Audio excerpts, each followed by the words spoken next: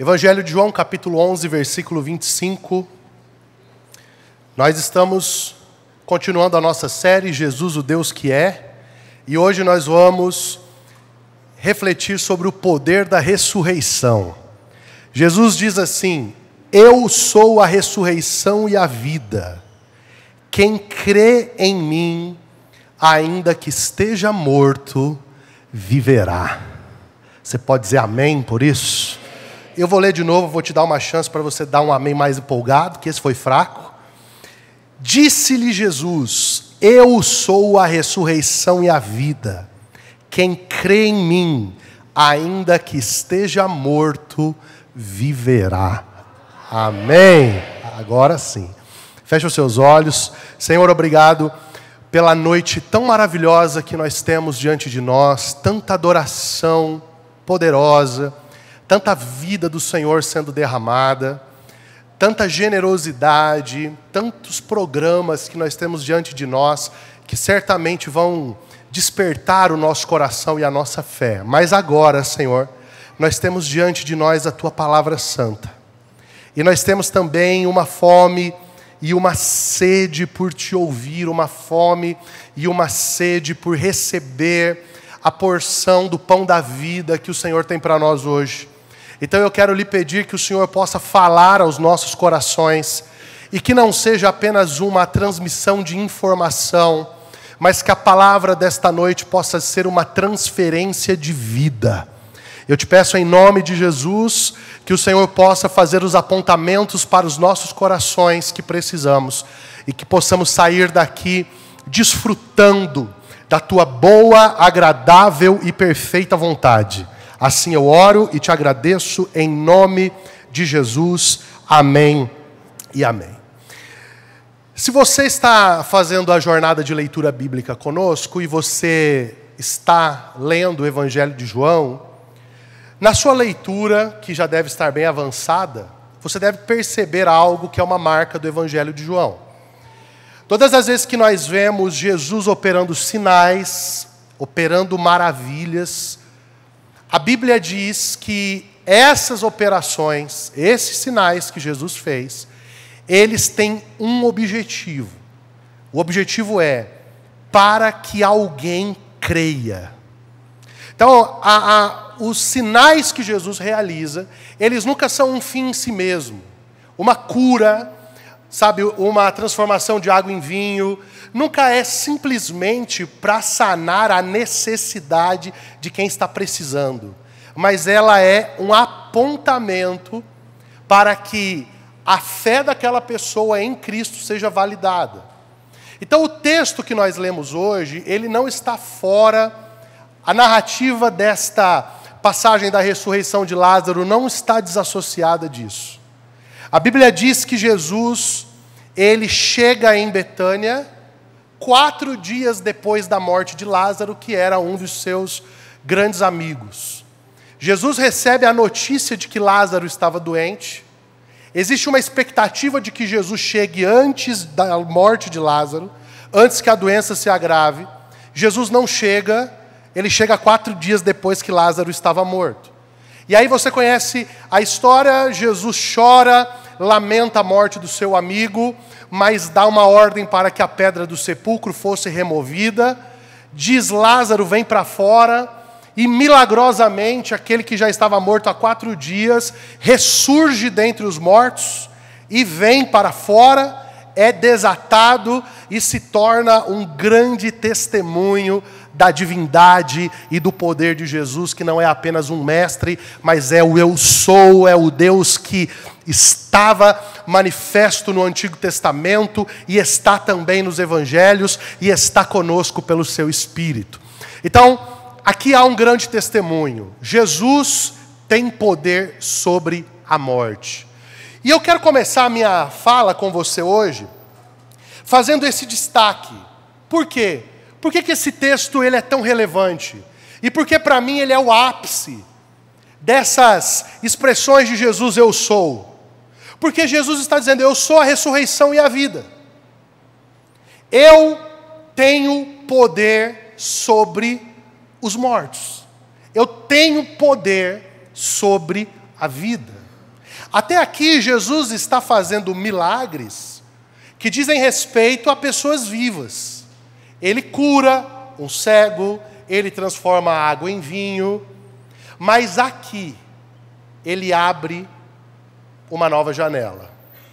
Aqui, a conversa fica mais séria. Porque agora nós estamos falando de alguém que já estava em estado avançado de putrefação, já não havia mais condições nem da pedra ser removida, tanto que, quando Jesus pergunta, onde o colocaram? As mulheres falam assim, Senhor, é de 4 dias, já cheira mal. Por que elas dizem isso? Porque os judeus, eles iam para dentro do sepulcro para cobrir o corpo de aloés, mirras, especiarias, por 3 dias. Mas a partir do 4º dia, o corpo já não tinha mais condições de receber todo aquele tratamento. E então eles selam o sepulcro e não entram mais lá. Então, aqui está toda a inviabilidade para que Jesus faça alguma coisa. Mas Jesus chega naquela cena, rompe com toda a inviabilidade, rompe com o impossível, ressignifica a palavra difícil e estabelece um novo marco. Eu tenho poder sobre a morte. Agora, queridos, por que isso é tão relevante para nós hoje à noite? Porque quando Paulo escreve a sua carta aos Coríntios, no capítulo de número 15, versículo 26, Paulo faz a seguinte declaração, que o nosso último inimigo a ser vencido é a morte. Não há nada tão terrível para o ser humano que possa ser comparado com a morte. Eu cresci ouvindo a minha mãe dizendo assim, quando alguma coisa saía errado, não dava certo, a minha mãe, que é uma pessoa muito otimista, cheia de fé, a minha mãe sempre dizia assim, para tudo tem um jeito, menos para a morte. Isso está no nosso imaginário. A morte é o encerramento de tudo.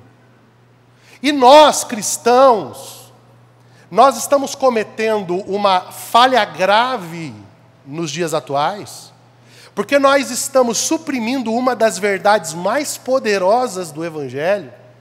Nós quase não falamos dela, quase não pregamos sobre ela, que é a ressurreição. Que é a grande vitória da fé cristã. É o fato de que não estaremos mortos para sempre. Mas assim como Lázaro ressuscitou dentre os mortos, assim como Jesus ressuscitou dentre os mortos, nós também ressuscitaremos para desfrutar da salvação eterna que nós temos em Jesus. Só que pregamos pouco sobre ressurreição. E porque pregamos pouco sobre ressurreição, também refletimos pouco sobre o problema da morte. E quando falamos de morte, a primeira coisa que nós precisamos lembrar é que a morte física, que é a que mais nos aterroriza, que é a que mais talvez nos preocupa, ela não é o primeiro e mais grave nível de morte que nós fomos expostos. O mais grave nível de morte, o pior de todos, é a morte espiritual. É aquilo que foi causado na humanidade pela rebelião do coração de Adão e Eva, os nossos primeiros pais. É a ruptura da nossa relação com Deus. É o homem que foi criado para se relacionar com Deus, para estar com Deus, para governar em nome de Deus, para exercer sobre a terra a autoridade de Deus, por ele pedir independência completa de Deus. Esse homem agora se torna alguém que experimenta a mais terrível condição, que é a condição de morrer espiritualmente. É como se você tivesse entubado e alguém viesse e te desconectasse daquele tubo. O alimento que mantém você vivo é cortado e você morre. Foi isso que aconteceu conosco. A humanidade, segundo Paulo, preste atenção nisso, ela jaz no maligno. Essa expressão jaz é uma expressão usada para algo que um dia esteve vivo, mas agora está morto. Aqui jaz o fulano de tal. A humanidade está morta nos seus delitos e pecados. E é por isso que os desdobramentos da nossa morte espiritual, eles são tão terríveis. A gente fica olhando, e eu não sei se você faz esse exercício, mas às vezes a gente fica olhando e falando assim, meu Deus, como que o ser humano consegue chegar a determinadas circunstâncias? Você vê, agora eu estava vindo para cá, eu só vi a notícia de relance, mas eu vi que a polícia tinha encontrado um cativeiro que uma criança estava presa, sabe? Estava sendo mantida cativa pelo próprio pai, e a polícia, de passagem, descobriu, escutando os gritos da criança. Cara, eu fico pensando, eu tenho 2 filhas, eu falo, como que alguém consegue submeter o seu semelhante a esse grau de sofrimento? Mas eu não vou longe. Quando nós olhamos as nossas próprias animosidades, a gente vê que essa primeira família que foi criada para ser perfeita, ela está morrendo, ela está envenenada. A ponto de um irmão matar o outro irmão na hora do culto. No ambiente da igreja. Só naquela época, né? Hoje não tem mais, né? Hoje ninguém mais faz isso. Os caras foram no culto oferecer a Deus um sacrifício, Caim e Abel. E quando chega lá no culto, por causa de demandas do culto, por causa de coisas de culto, um vai lá e mata o outro, cara. Qual o motivo, Caim? Imagina o Caim sendo lá na audiência de custódia. Por que você matou teu irmão, cara? Porque nós fomos um culto evangélico, e ele entregou uma oferta, Deus recebeu a dele, a minha não recebeu, eu fiquei com inveja e matei meu irmão. Faz sentido isso na tua cabeça? Mas aconteceu. Por quê? Porque a morte espiritual, guarde isso, ela gera uma filha rápida, a morte relacional. A gente começa a não mais entender que nós somos protetores um da vida do outro. E a morte começa a nos separar, começa a nos colocar em rota de colisão. Nós vamos nos tornando Abel, nós vamos nos tornando Caim, colidindo com Abel. Nós vamos perdendo a nossa conexão. Não apenas a nossa morte relacional, mas nós desenvolvemos uma morte vocacional. Nós passamos a viver sem propósito. A gente não tem mais sentido naquilo que nós fazemos. Hoje, quando você faz uma oferta, assim, ó, preste atenção. Eu tenho a solução para o teu propósito. Cara, qualquer coisa que você oferecer, vai brotar de gente querendo encontrar o propósito. Por quê? Porque a morte espiritual, a morte relacional, ela rouba o nosso propósito de existir. A gente não vive mais para frutificação, a gente não vive mais para amar uns aos outros, a gente não vive mais para representar e governar em nome de Jesus. Nós passamos a viver para nós mesmos e começamos a entrar em crise de vocação. Por que eu vivo? Qual é a finalidade da minha existência? Por que eu estou aqui? E último, a gente entra em morte emocional. A gente começa a se tornar escravos da depressão, da ansiedade. A gente começa a se perder em um mundo que nunca existiu. Esse é o retrato da humanidade em que nós vivemos.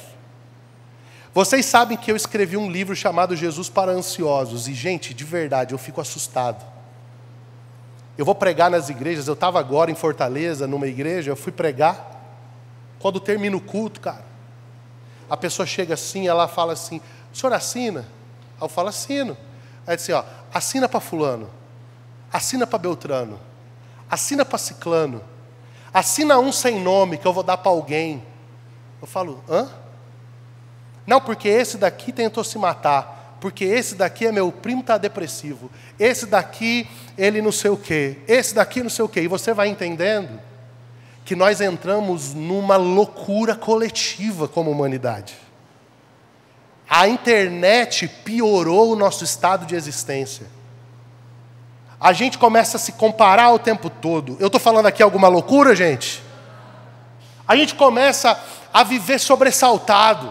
Será que vai dar certo? Será que eu vou ter? Será que eu vou viajar? Será que eu não vou? Será que isso? Será que aquilo? E você não vai entendendo que, na verdade, isso é morte.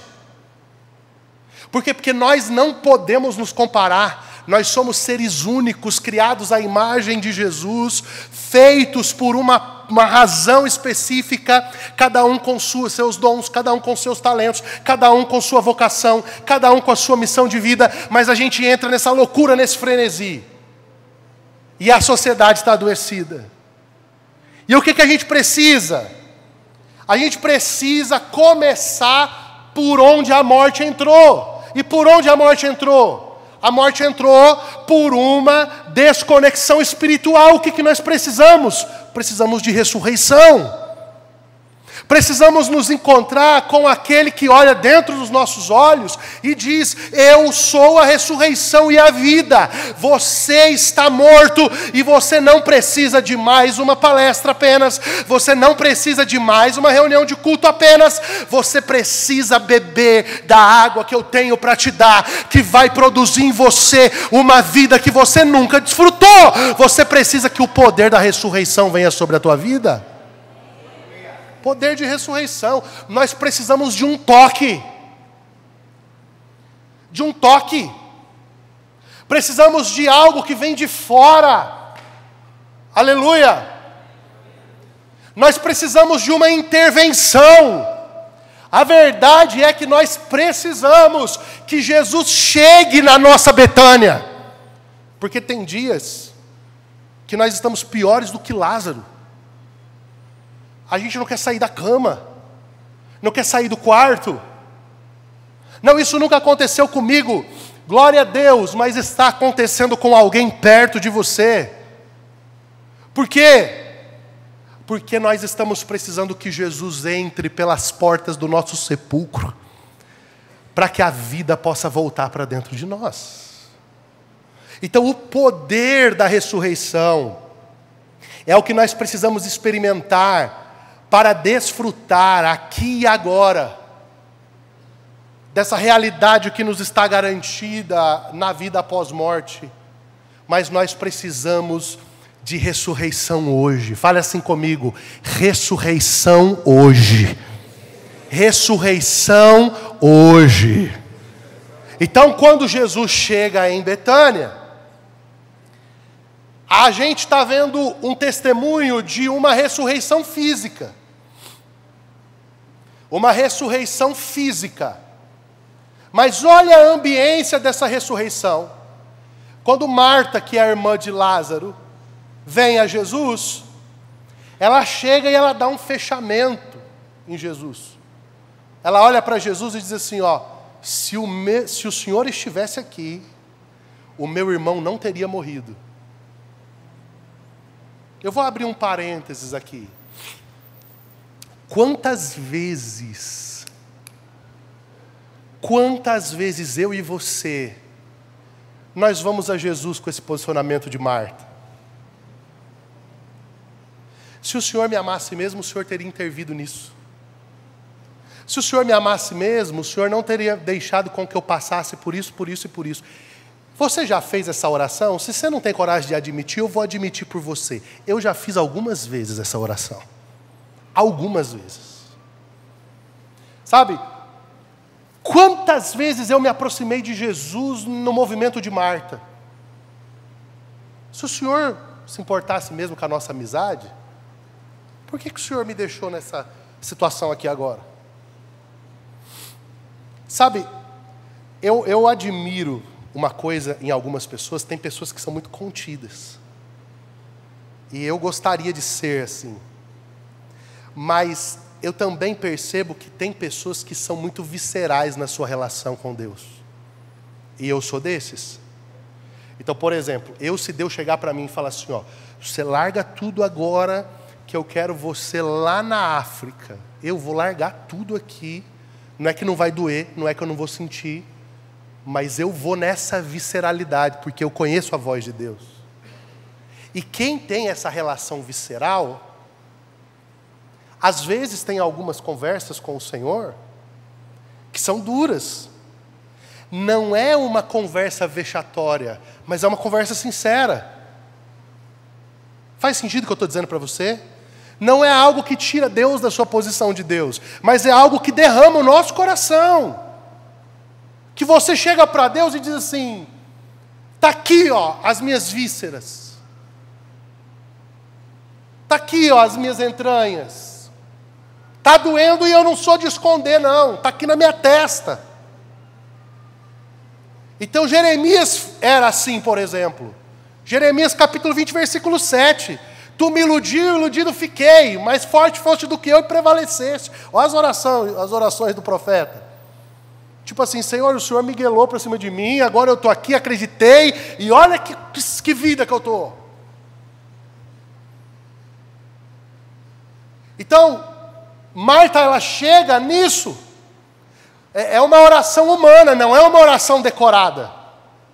Normalmente, sabe quando saem essas orações da gente? No momento da maior dor da nossa vida.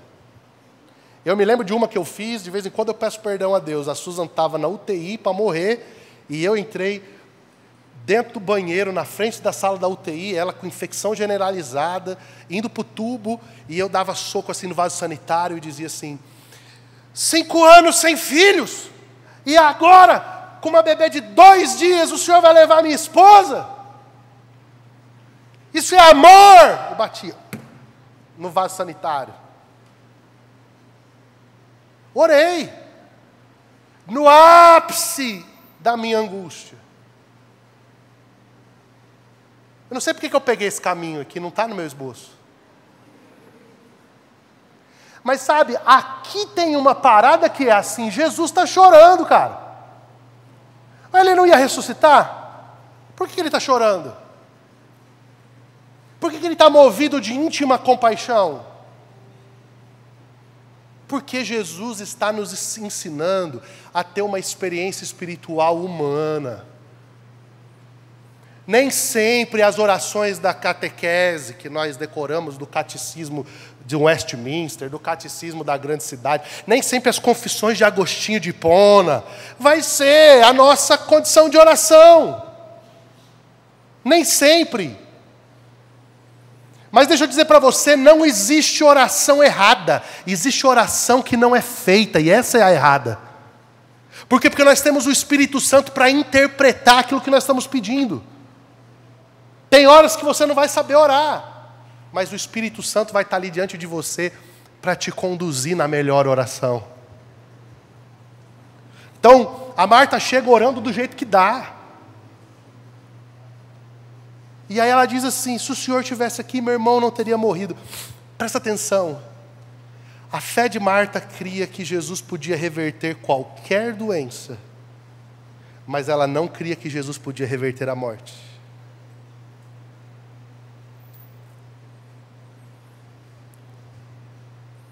Olhe para mim.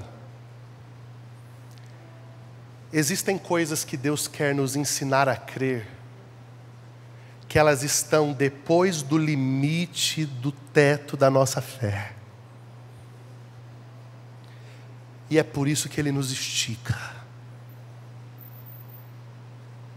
É por isso que Ele nos põe em condições onde a nossa fé, ela vai sendo esticada. Para quê? Para que você não creia apenas que Ele cura, mas que você aprenda e saiba que além de curar, Ele ressuscita. Aqui tem um nível. Sabe por quê? Porque em Hebreus capítulo 11 diz que Abraão cria que Deus podia trazer Isaac de volta à cinza, de volta à vida do meio das cinzas. Uau, é outro nível. Eu posso matar e queimar, porque Deus pode ressuscitar ali do meio das cinzas. E então ela vem orando do jeito que dá. E quando ela chega orando do jeito que dá, Jesus diz para ela assim: o teu irmão vai ressuscitar. Teu irmão vai ressuscitar. E aí ela diz assim: eu sei, na ressurreição do último dia. Ela cria em ressurreição, só não hoje. Ela cria em ressurreição, só não hoje. Aqui eu quero te falar uma coisa, e talvez seja a coisa mais importante que você vai ouvir essa noite. A doutrina da ressurreição, ela é uma segurança para o nosso futuro, mas ela precisa ser uma realidade no nosso presente. Não tem ressurreição amanhã apenas, tem ressurreição agora. Não, mas a minha vida está... Eu creio na eternidade com Deus, tá? Mas até você chegar na eternidade, que vida que você vai viver com Deus? Você vai viver uma vida de coisas mortas, de emoções mortas, de vocação morta, de relacionamentos mortos, de uma espiritualidade morta. Ou você vai viver todos os dias da sua vida, até o último dia da sua vida, acordando e dizendo: eu creio que hoje é dia de ressurreição, eu creio que hoje Jesus vai tocar nas minhas emoções, eu creio que hoje Jesus vai tocar na minha casa, eu creio que hoje a minha Betânia vai ser invadida pelo poder de Deus. Como que é isso? Como que isso funciona, meus amigos? Então Jesus está falando de uma ressurreição presente. Eu sou a ressurreição e a vida. Não é só a vitória sobre a morte física, é a vitória sobre todos os tipos de morte que estão abalando a nossa vida. Eu quero te advertir para algo, e eu quero que você aguce muito bem os seus ouvidos para isso. Quando o diabo percebe que existe uma fresta aberta nas suas emoções, nas suas relações, na sua vida espiritual, sabe o que ele faz? Ele coloca um calço de madeira lá dentro, para garantir que você nunca vai fechar essa brecha. E é aqui que ele passa a governar você, drenando a sua vida. Você crê em Jesus. Você frequenta o culto. Só que tem um monte de coisas na sua vida que nunca são tocadas pelo poder da ressurreição de Jesus.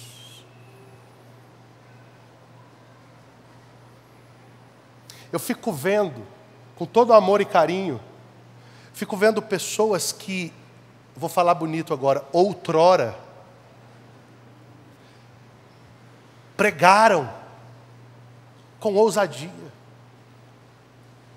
cantaram com muita unção, ministraram ao Senhor, serviram aos santos. E sabe o que eu vejo? Essas pessoas abandonando as suas vocações, mortos, dentro do sepulcro. Aí você pergunta assim: mas você não crê em Jesus? Creio. Por que você não vive isso? Não, é por causa da igreja, é por causa do fulano, é por causa do Beltrano. Não, é porque você está morto. Você não precisa do fulano, do Beltrano, do ciclano. Você precisa de ressurreição. Você precisa que Jesus toque você. Você vê pessoas que se relacionavam e de repente se blindaram, construíram fossos ao seu redor, colocaram crocodilos, ponte elevadiça, a ponte está levantada. Sabe, por causa da ferida A, do B, do C, não é não. É o pecado, é a morte que tocou as suas relações. Você precisa do príncipe da vida tocando você, para que você ressuscite e se torne um transformador de ambientes, se torne alguém que muda as atmosferas, se torne alguém que cura e que das suas feridas pode sair vida. É isso que você precisa. Só que mais confortável é permanecer nesse lugar. Ah, Jesus, se você tivesse vindo antes. Ah, Jesus, se não fosse assim, se não fosse o dólar, se não fosse a igreja, se não fosse meu tio, se não fosse meu pai. Não. É dia de ressurreição para você, meu irmão. É dia de ressurreição para mim. Eu quero te contar uma coisa. Eu estava lendo uma frase de Spurgeon, e eu quero ler para você aqui e te contar a reflexão que eu fiz quando eu li isso. Diz assim: se Jesus pode ressuscitar um corpo que já cheira mal, mas Ele pode trazer à vida uma alma perdida. Se Jesus ele pode tirar Lázaro do meio da morte, o que Ele pode fazer por uma alma perdida? Agora eu quero que você grave o que eu vou dizer para você. Eu quase perdi a minha alma. Quase. Sabe quando Asaf, no Salmo 73, ele diz assim, ó: os meus pés quase se desviaram. Por quê? Porque quando você tira o seu olhar do poder da ressurreição e você começa a olhar para os ímpios, para o mundo, você entra em um terreno escorregadio, sim ou sim. Eu vivi momentos que eu olhei e disse assim: Senhor, mas será mesmo que esse negócio de pregar para as pessoas é o que eu tenho que fazer? Porque as pessoas são más. Porque você prega, domingo após domingo. E parece que cada vez que você prega, muitos menos entendem. Você ora, e quanto você mais ora, não é mais assombração aparece, mais demônio manifesta. E aí de repente você começa a ver como que os desdobramentos daquilo que você fala, muitas vezes no que você percebe, não gera efeito, e cada dia mais a gente parece que está remando contra uma maré, parece que nada produz a transformação que precisa acontecer. Chega uma hora que você fala assim: cara, quer saber de um negócio? Vou estudar medicina nesse Paraguai e vou curar, gente, cuidar do povo. Eu estou sendo vulnerável aqui. Sabe, você ensina, e é a mesma coisa que nunca tivesse ensinado nada. Só que aí o que acontece? Você começa a olhar e dizer assim: não, eu não preciso de resultados externos, eu só preciso de um toque de Jesus para remodelar o meu vigor. Eu não preciso de nada, eu só preciso de Cristo. Eu não sei se faz sentido o que eu estou falando para você. A gente bate na porta, ora e diz: Deus vai fazer um avivamento. O Senhor vai despertar as pessoas. O Senhor vai isso, o Senhor vai aquilo. E quanto mais os dias passam, mais você vê a apatia tomando conta do mundo. Você vê os seus referenciais se perdendo. Você vê as pessoas tropeçando. E chega uma hora que você fala: o que está acontecendo? Senhor, onde que Tu estás? Essa é a hora que você precisa se render como Asaf, até que eu entrei no santuário de Deus. Você não está precisando de nada, você está precisando de um toque de Jesus. Você está precisando de ressurreição na sua vocação. Você está precisando voltar a sentir as coisas dos primeiros dias. Então sabe o que você precisa fazer quando você se sentir assim? Faz o que você fazia no começo. Volta às primeiras práticas. Você vai ver um grau de renovo surgindo em você. Faz sentido o que eu estou falando, gente? Por quê? Porque nós precisamos de um toque que ele não está dentro das nossas faculdades humanas. Nós precisamos de uma voz que chegue no nosso sepulcro e diga: vem para fora. Venha. Eu confesso que eu me preocupo como pastor no século 21 com esse estado intermediário. Eu frequento a igreja, mas eu não estou vivo. Eu sento em uma cadeira, mas eu não estou cheio do Espírito Santo. Eu ouço a palavra, mas eu não estou sonhando. Eu não estou visualizando um amanhã em que o Senhor me usa, em que o Senhor usa os meus filhos, em que o Senhor toca a cidade através da minha vida, em que o Senhor edifica uma igreja através de mim. Eu não estou falando de mim, eu estou falando de você só. Estou falando do todo. Essa é a condição perigosa. Você frequenta um auditório, mas você está morto. Hoje Deus tem uma ressurreição para ativar dentro da sua consciência. Lázaro, ele ressuscita, mas ele está amarrado, ele está atado. E essa é a condição de muitos. Eles ouviram o chamado de Jesus, mas eles continuam presos, eles não conseguem andar. Eu posso ousar um pouco mais aqui com vocês essa noite, você me libera, amém? Não existe estabilidade na nossa vida com Deus, ou você está subindo ou você está caindo, é igual avião. Não tem como voar na média. Não tem como você dizer assim, não, eu estou estável. Não, você não está estável, você já começou a descer. O avião, quando você não está ouvindo o ronco do motor, que ele faz assim, ó. O cara que tem medo de avião, essa hora ele quase morre. Se ele estiver dormindo, é a hora que ele surta. O avião vem, aí ele faz, não é?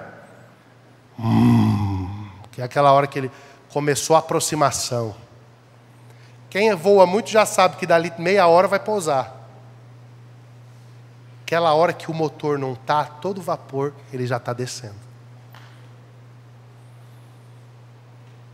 Como é que está o teu motor? Hoje eu fui cortar cabelo e falei para uma pessoa assim, cara, a gente tem 3 salas de oração por semana na igreja. Uma no Paraguai, 2 aqui no Brasil, e a gente ainda quer abrir mais um horário à noite. Aí ele perguntou para mim assim, cara, mas a igreja inteira vai nessa sala de oração? Falei, não, vai quase ninguém. Ele falou, então por que tanto? Eu falei, cara, porque nós estamos crendo que vai chegar um dia que vai ter tanta gente nos turnos de oração que os 4 horários vão ser necessários para comportar todo mundo. Aí ficou me olhando assim. Você tem que entender o seguinte, não, mas eu oro na minha casa. Ora mesmo. Você não precisa me responder, só seja sincero. Você acorda às 7 da manhã e ora até às 8 na tua casa? Você tira 1 hora por dia na presença de Deus? Então é por isso que existe uma sala de oração. É igual academia.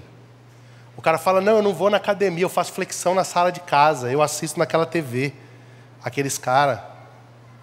Amigo, se na academia é difícil.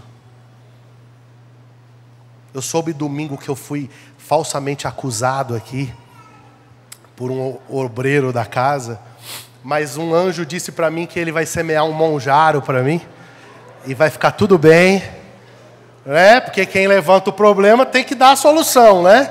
Então, um anjo disse para mim que vai rolar um monjaro. Escuta aqui.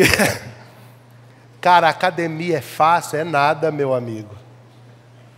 Tu chega na academia, tu olha para aqueles aparelhos, parece que está o Satanás desenhado naquelas máquinas.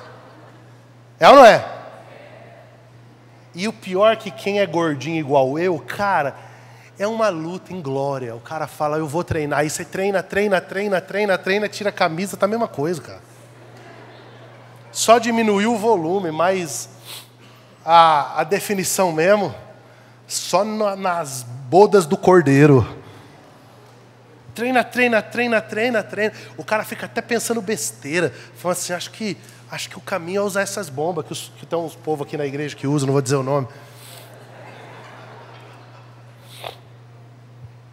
Cara, não é fácil, mas como é o nome daquilo? Não é disciplina? Sim ou não? Cara, disciplina espiritual é a mesma coisa. Quem falar para mim que é fácil orar, é fácil, especialmente se você tem TDAH. A oração é uma tortura. Você fica parado, você está falando com Jesus de uma coisa, daqui a pouco você lembra do gol do Memphis Depay, daqui a pouco você lembra do Neymar, daqui a pouco você lembra da conta que você tem que pagar, daqui a pouco você lembra da pessoa que você tem que atender. Ô Senhor, como nós estávamos conversando. É difícil. É um exercício antinatural. Se não vem o Espírito Santo naquela chapação gloriosa, o negócio é embaçado. É ou não é, gente? Eu estou mentindo aqui? É difícil, só que a gente precisa. É igual a academia. Quando tu sai do treino, tu fala o quê? Cara, que bom que eu vim. Quando você sai da oração, você fala, uau, eu sabia que eu tinha que ter orado hoje. É assim que funciona. Então, o problema é, eu ressuscito, tem ressurreição na minha vida, mas eu estou atado. E o que vai desatar isso?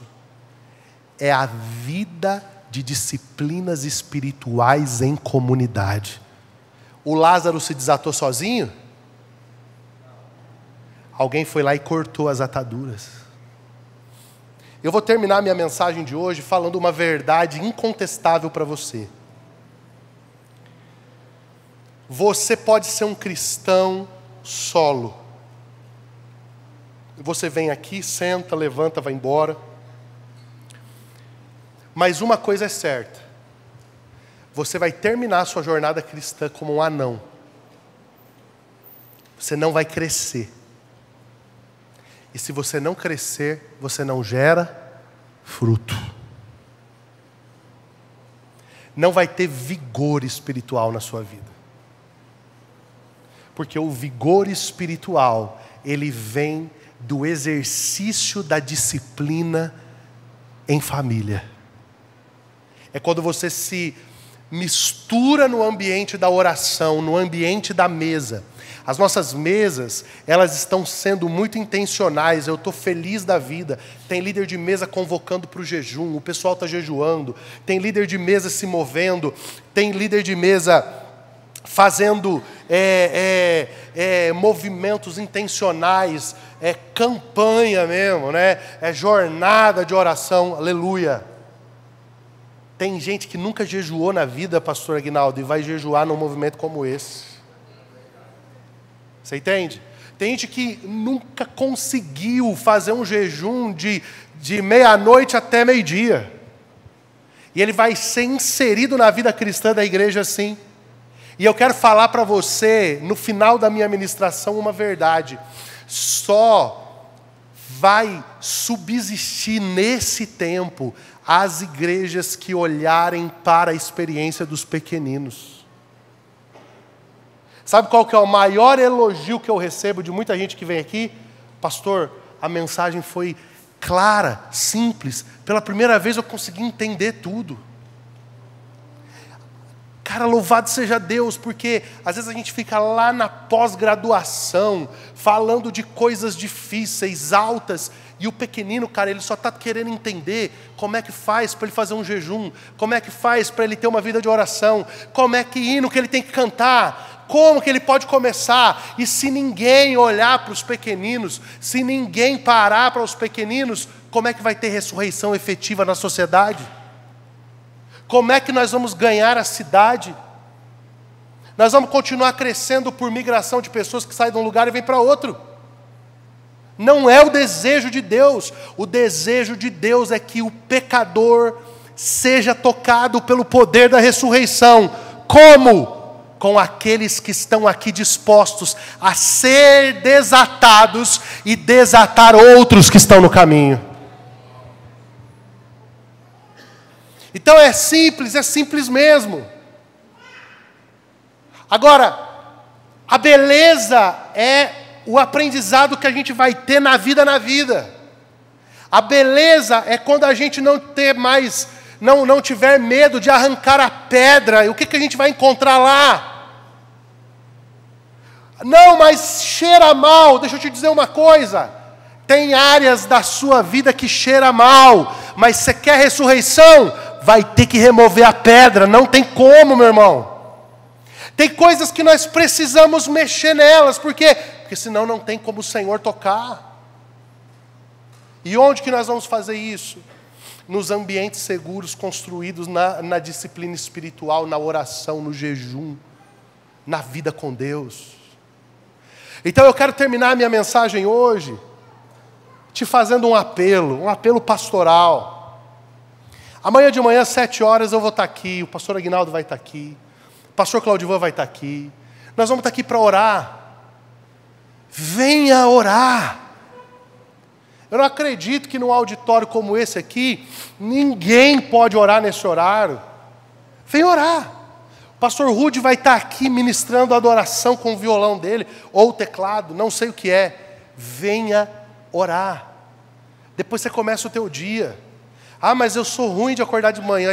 Você é ruim? Eu sou péssimo. Odeio, eu fico acordado até tarde, eu fico na mesa com os outros até tarde. Mas eu preciso vir, você precisa vir. Por quê? Porque senão nós não vamos suportar as pressões da vida. Aleluia! Sabe, se programe para isso. Terça-feira tem oração.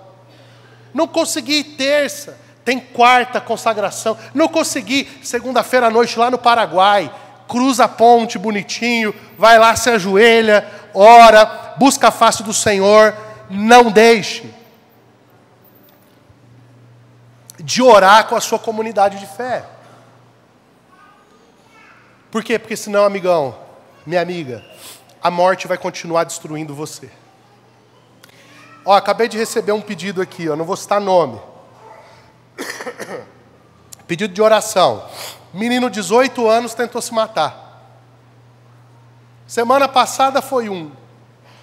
Semana retrasada, 2. Gente, todo mundo aqui é adulto. Vamos falar a verdade. Vocês acham que isso aqui é normal? É assim que é para ser a vida? O que está acontecendo? O que está acontecendo com essa geração aqui?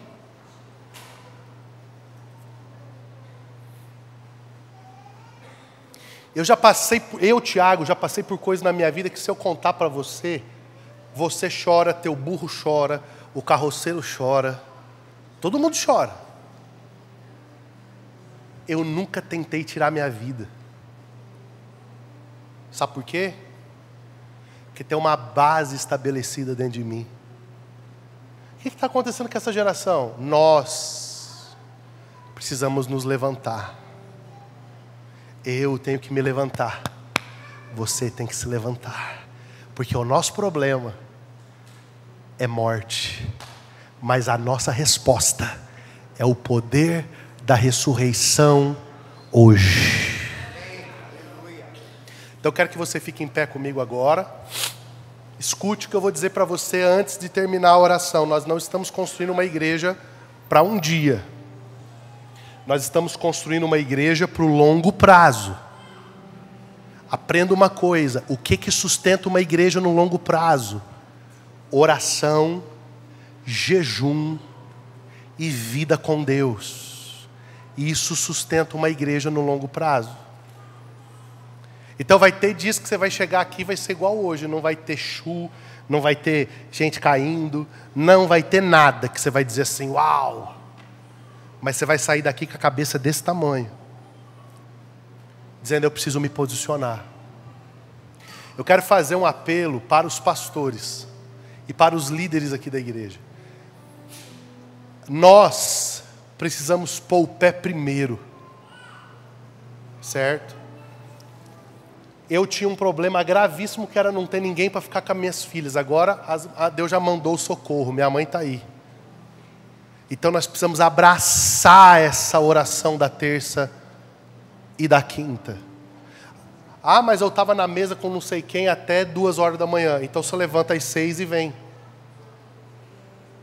Por quê? Porque para você ficar na mesa até tal hora com alguém, você precisa primeiro estar na mesa com o Senhor. Sabe, nós que somos pastores, nós precisamos colocar o pé primeiro na água. Líderes, você precisa colocar o seu pé primeiro na água.